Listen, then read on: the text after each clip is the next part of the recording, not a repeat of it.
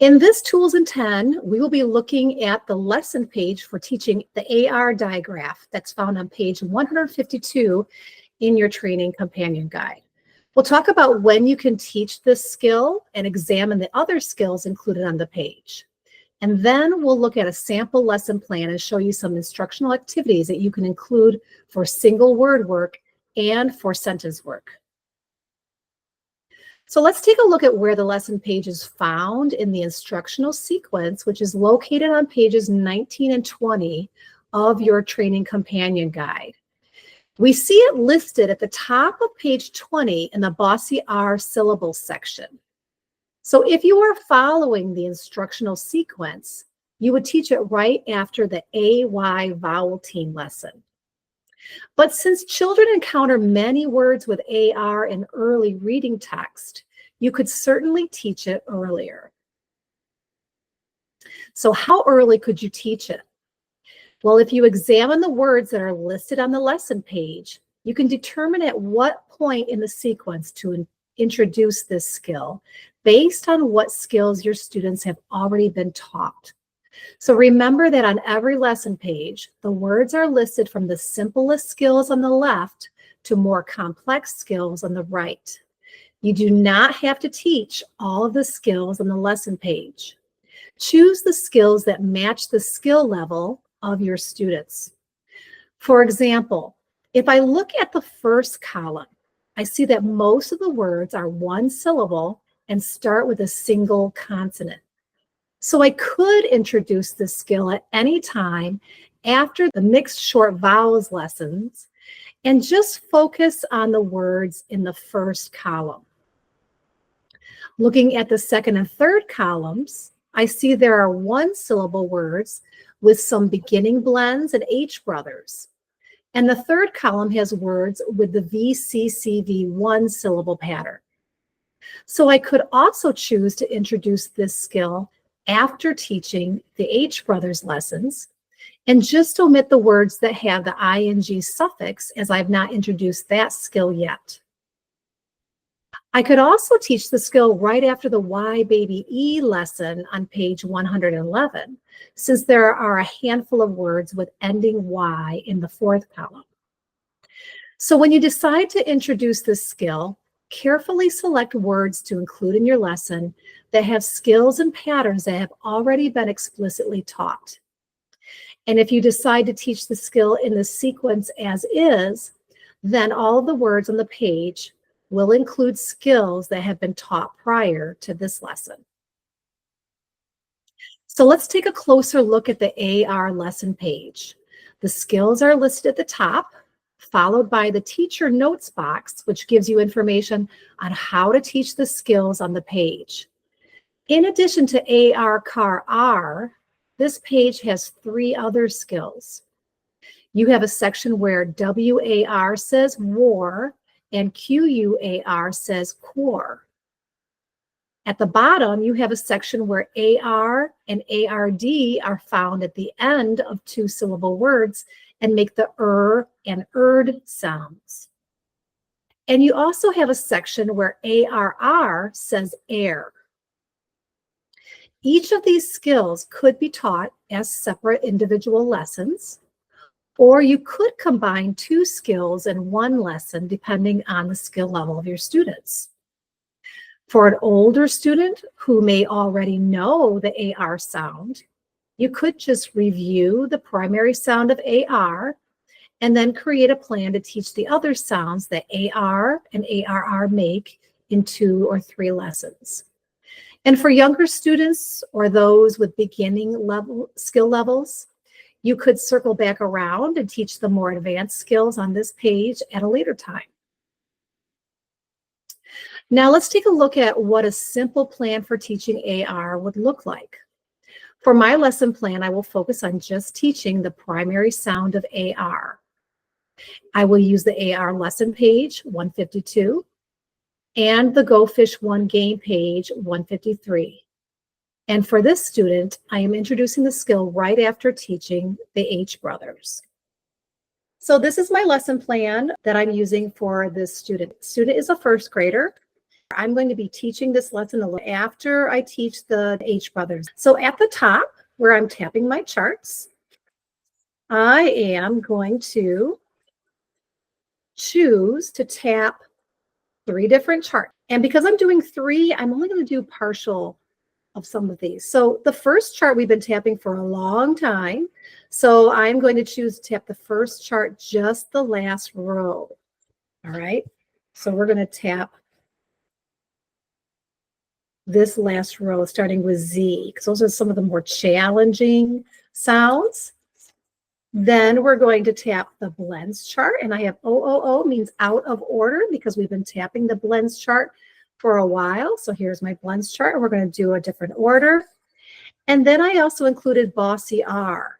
So because I'm teaching this skill earlier, I'm going to want to tap the charts earlier that have these skills. So the Bossy R is located on your vowel teams chart. You can simply cut it out and you can attach it to any current chart that you're teaching. So I just cut that section out because I knew I wanted to teach it a little earlier, and I added it to the first chart so we can tap those sounds prior to teaching this skill. Next is my sound dictation. I'm going to have my student write the sounds as I dictate them, and the sounds are going to be sounds from previous lessons, and they're also from the charts that we tapped. My review activity is going to be a VCCV syllable division activity. So syllable division activity is down here at the bottom, but you can always include that wherever you want in your lesson. And so I'm going to do it as a review activity. So we're going to divide and read 3 words. And my 3 words have the previous skill, the TH sound and the WH sound. And I have taught the student VCCV1. So whenever you teach syllable division, you want to include that in your lessons after that. Then I'm going to teach the new skill. And here it says we're going to write that skill 9 times, AR, and then we're going to arm tap these words orally. All right. So I might say today we're going to learn one of the bossy R's. And our bossy R's we've been tapping down here on our chart. Let's tap the one that we're going to learn today, which is AR, car, R. Let's tap it 3 times. AR, car, R. AR, car, R. AR, car, R. Great. Okay. Let's write it on our whiteboard. Watch me. AR, R. AR, R. AR. Can you continue? And then you'd have the student. The student would write, saying the letters and saying the sound. AR, AR, for about 9 times. Now let's arm spell some words with the R sound. I want you to listen to where you hear the R. Let's do our first word. The first word is car. Let's put it on our arm. What do we hear? The beginning? Say the word car. K, R. Where do you hear the R? Yeah, it's on your elbow, isn't it? It's at the end of the word R. And this word ends at our elbow. Let's try the next word, star.